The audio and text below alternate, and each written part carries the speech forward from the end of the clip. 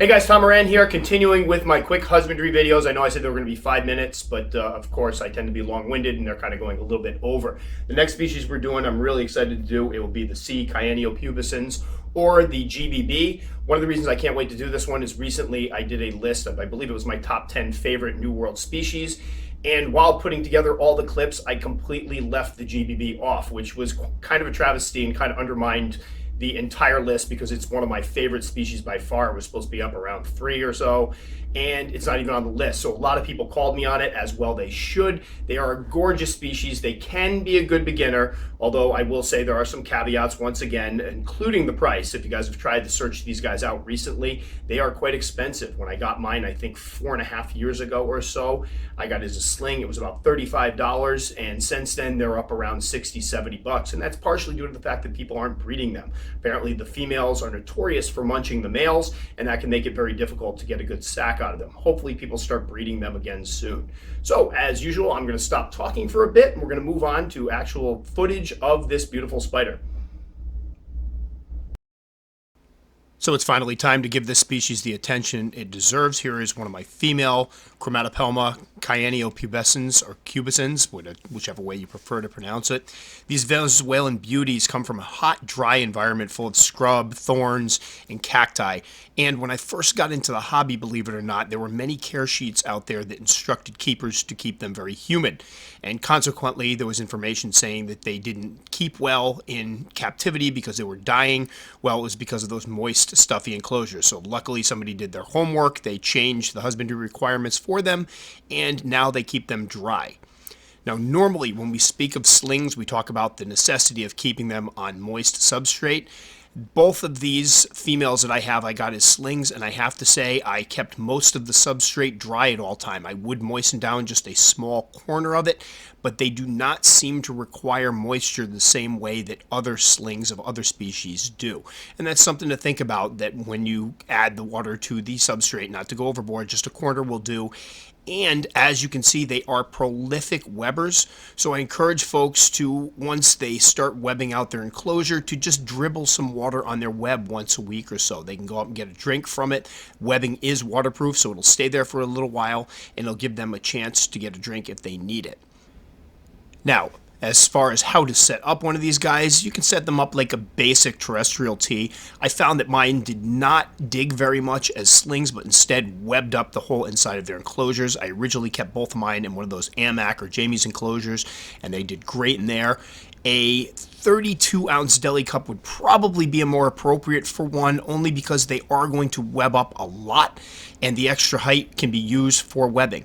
And while we're talking about that, this is a species that can be kept semi-arboreally, meaning that you wouldn't keep it as a true arboreal, but giving it some height to its enclosure, as well as some decorations like cork bark leaned at a 45-degree angle, or some driftwood or something to web to. They will web it up. In the wild, they've been spotted basically webbing up slightly off the ground in the bottom of scrub brush and the like, so you can replicate that in a natural habitat. Again, when you have webbers, you want to give them things to anchor to, so putting in some driftwood sticks, things of that nature, even some plastic plants will help them to have something to anchor the webs to and to encourage that webbing. But I will say, if you put a GBB in an enclosure with nothing at all to web to, they're going to web anyway. As far as juveniles, you'd want something probably 2-quart size. Again, you want to give it a little bit of height. And another reason for the extra height is the fact that this species will start becoming very skittish once it hits juvenile size. Mine started off very relaxed, kind of calm, and once they hit about 2 inches or so, started showing some more skittish behaviors.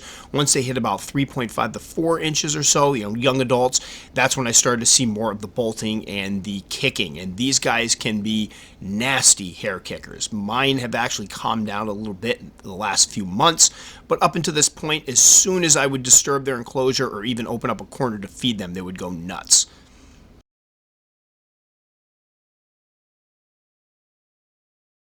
And here we have one eating. These guys are amazing eaters, from slings right on up through adults. So anybody that wants a tarantula that's going to be an eating machine, this is definitely one to look at. They will chase things down. They will chase multiple prey items down, and they attack it savagely, which is a lot of fun to watch. Again, we've addressed the fact that they do not need any humidity requirements. Just a water dish will do, and sprinkle a little water on the webbing if it's getting a little dry. If you think you want to give it an alternative to where to get a drink. As far as temperatures, they do well at room temperature. I keep mine, or originally kept mine when they were slings, at about 68 degrees, and they did fine. Just know that if you keep them on the higher end of the temperature scale, high 70s, 80s, you'll probably get much faster growth. As far as substrate's concerned, you want something dry, so cocoa fiber does work. I tend to use topsoil, and when I rehouse mine, I plan to do a mixture of probably topsoil, some peat, and some playground sand. This is an arid species that's used to being in contact with sand, so mixing a little in just makes for a more natural habitat. Should be interesting.